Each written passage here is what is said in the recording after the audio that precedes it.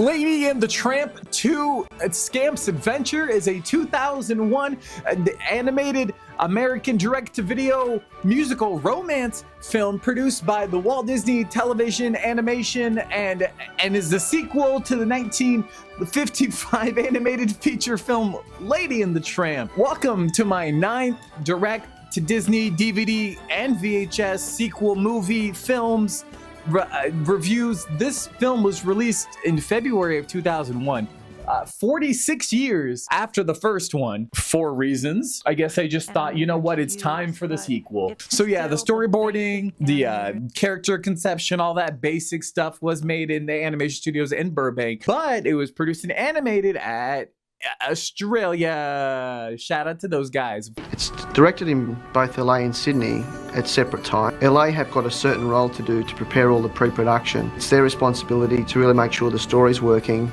and all the visuals are telling the story. Fun fact, the studio did close in 2006. So we got a few more years with these guys. Now, Lady and the Tramp was an original story to start with. And as we made the picture and got to know the characters, we kept getting new ideas. It was one of my most favorite films as a child growing up. Since it's been nearly 5 decades that have passed since the original film, all the characters would have to be recast with new voice actors. I don't know why they would do that. So yeah, this movie has a very similar process the way Lion King did with Australia and all that. I want to give you an idea of how we went about making Lady and the Tramp. Well, first we must find our star. And being a dog picture, we naturally looked at a lot of dogs. We used a lot of reference material from the original film. To be flicking their artwork was just amazing. I also managed to find behind the scenes movie for this one compared to the last few, even though this one seems like the least popular one out of all of them, but somehow they made one for this.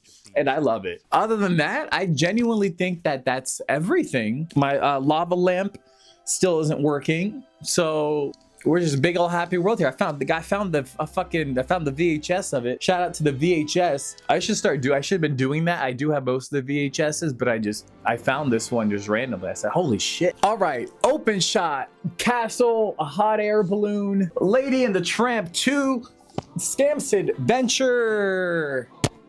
We get a very beautifully animated shot here, which I appreciate. They made it look like they used the multi-plane camera, again, which is always cute, but boy, it's Independence Day, which means I'm like a week late to this, gosh darn. So here we are at Veterans Park. You know, we got the squad, we got Tramp, we got Lady, and they're like 4 kids they had in the last movie, and the boy Scamp. You know, he looks like a mutt, but he's a handsome little doggy. You know, something I've realized is that a lot of these Disney sequel movies just happen to be that the main characters happen to have a child, and now the second movie is about that child. Almost every single one has done this so far. So I think we have a theme going on. So I'm very excited for the coming movies. So yeah, there's the boy Scamp.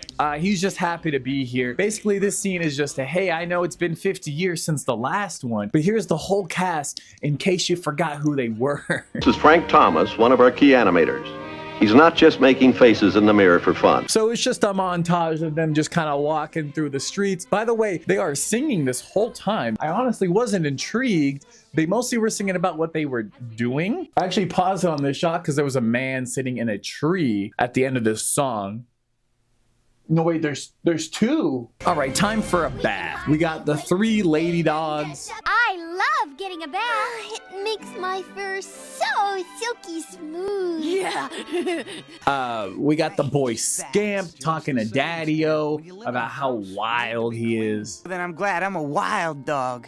He just wants to be a normal, you know, crazy dog, playing with bones. He fucks up his owner's hat, makes him take a bath for that. Kid throws the ball out of the window, dirts up the whole house. And the kid. Punishment?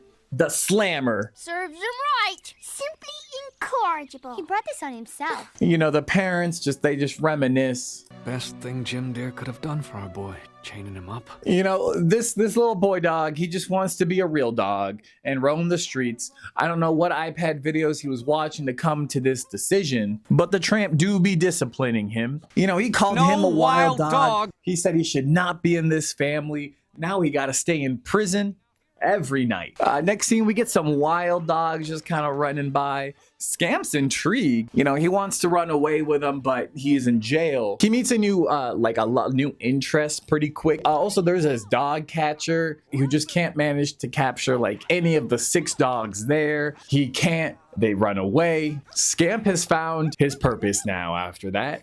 Now he sings about it. Something about the real dog in him. This song is just strange to me. It's about this dog who doesn't want fences. I don't know. He sings weird for his character. At the end of the song, he just kind of breaks free immediately and just runs away. Just so happens to run into the new love interest dog, Angel. I can see you know your way around an alley. It's that obvious. And so now we're getting like a rehash of the first movie, but the roles are flipped where she's the wild dog and she's showing him what the world is like. The next scene, mom lady comes outside. She Scamped his dip, freaks out. Also, fun fact, her voice actress is none other than Jodie Benson, the Little Mermaid voice, which curious if she worked on this while she was doing the second one that I just reviewed. So I don't know. I assume they're like, hey, we're working on this movie too. So you just want to like lend your voice for this one. Cause you know, so you're not having many voice lines. So she probably had time. Next scene, he's in the trash park doing freedom things with the other dogs. The Junkyard Dogs are a good laugh. We got this Rottweiler named Buster. He's the king of the lot, a little full of himself. Scamp joins in on the fun. They all eye him down. He introduces himself, says he's not a house dog. I'm not a house dog. Oh, you're not? Then what's this badge of respectability hanging around your neck? He doesn't have what it takes, y'all. Now he sings about it. This song is just about junkyard society. You know, they just end up tossing him around the place with a piano playing in the back. It's all harmless fun. We are for a mission disorder. That's Oh, we will be governed!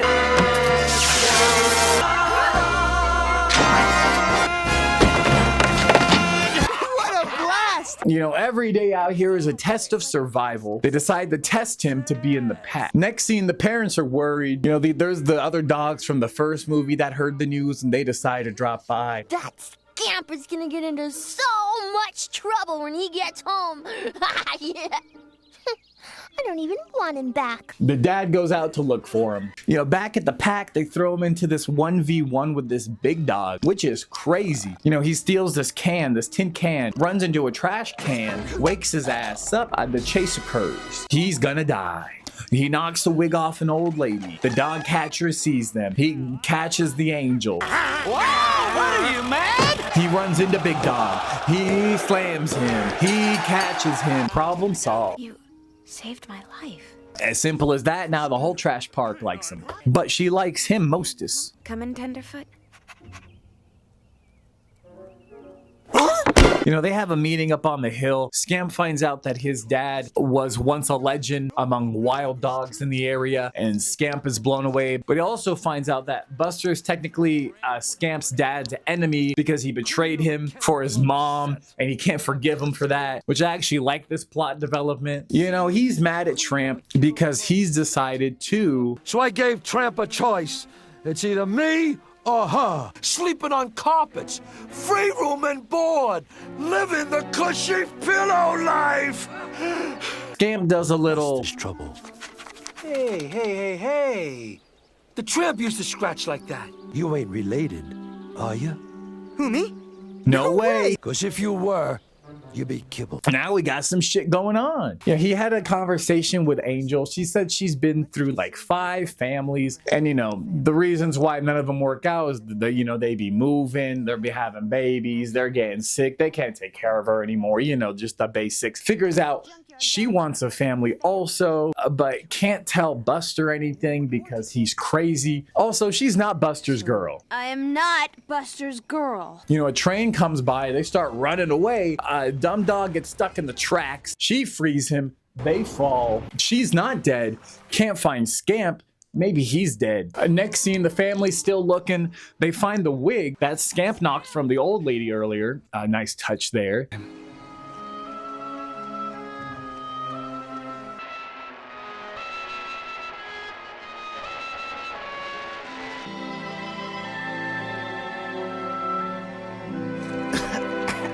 This is literally 2 movies back to back where they did that shit. Hate that shit. And they better have better ideas, all right? They have a little date this scene, except with a song about how happy they want each other to be. I paused on this scene because I wanted to know what those initials were on the ground, and I can't for the life of me find out who they are. If you know, let me know. But yeah, this whole scene is just a parallel of the first movie with the spaghetti and their date with the fucking spaghetti. They even go to Tony's and they give them spaghetti, but they like fuck up the spaghetti and then they make out after.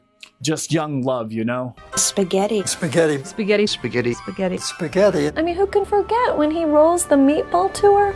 Oh, yes. I didn't want to talk about it. I didn't want to think about being compared to it. If I have to do a spaghetti scene, what can I do to it to make it fresh? Characters to just go crazy. They're puppies. Totally hoe into the spaghetti. The next scene they run into his family. They almost smell him. The bird distracts them and they go home. Tramp is your father?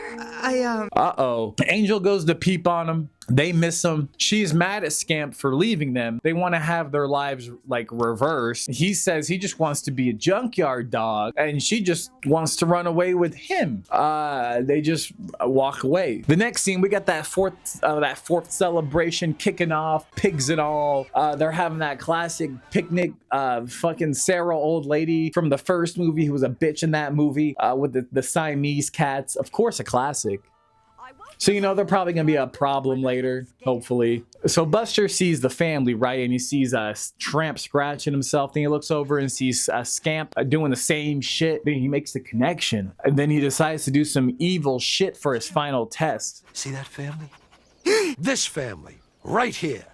Now, as your final test, I want you to infiltrate that picnic and liberate that chicken. He does it anyway. He goes to steal the turkey. His dad eyes him down. And now they go and mess up the whole fucking celebration, chasing the dog with the turkey. He makes it out. Dad obviously followed. They talk about the street dog life and how finding love is better than living out on the streets, which I could agree with. Then the junkyard dog shows up. Buster gives him the old checking him out look. He says you walked out on him. After I met your mother, I guess Buster just got jealous. You ditched me! I fell in love! Wait a second.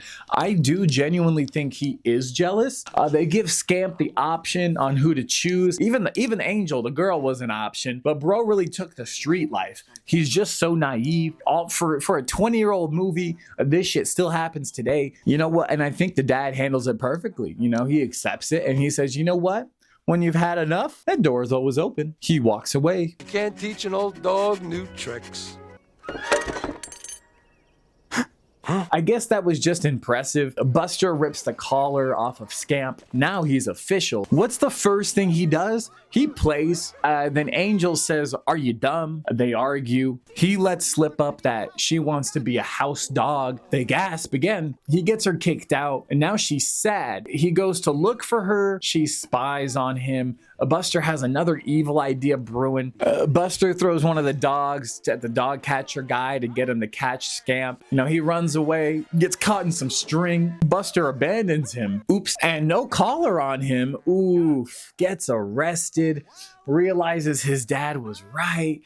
Then he sings on his way to jail. Family. Then it turns into a duet with the girl dog, just how the family matters.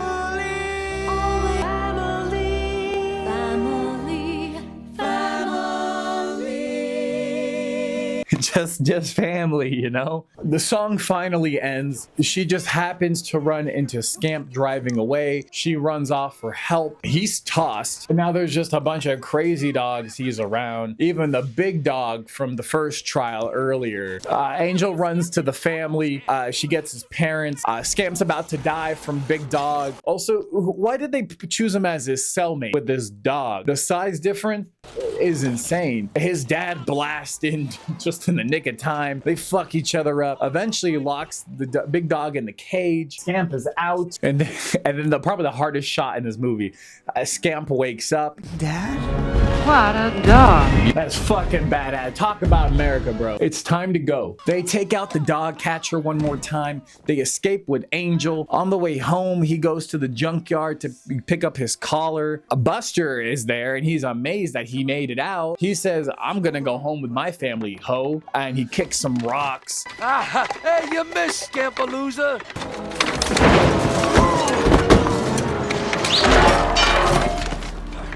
He didn't die. Everyone leaves him. I assume he's gonna die there. Next scene, they make it home. Baby says he loves the dog. Yes, I love you! But he needs a bath. The family accepts Angel into the fam. The dad says, we got too many goddamn animals, and they all decide to do little puppy dog faces, and now they got 10 dogs. Probably more coming, who knows? And then they pan out, you know, singing welcome. The end. And that's Lady and the Tramp II, Scamp's Adventure. I like this one. You know, I know a lot of these movies are mixed, and honestly, seeing the directors of each one and their motives, they help me understand what they're trying to do in these movies. For me to personally have worked on a sequel to Lady and the Tramp is essentially a dream come true. It's always inspirational to work on a classic, so we really wanted to maintain and capture the characterization. The soundtrack of this movie was okay.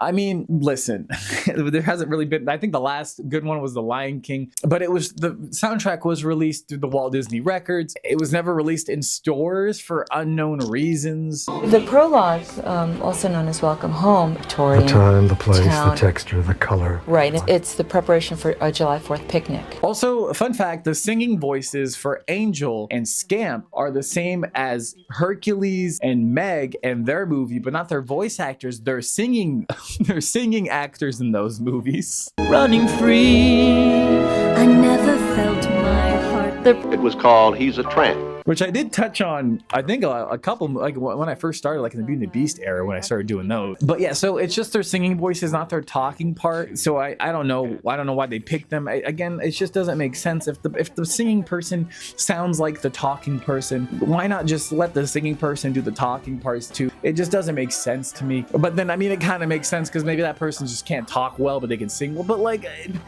honestly though, I don't have much left to say about this one. The theme of our show is truly about family. About the value of family. Now, Lady and the Tramp has really been a fun picture to make. I remember another picture as being fun to make.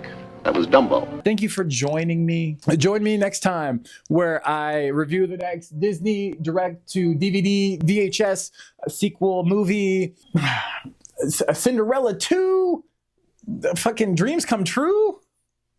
Oh, I've never heard of this one.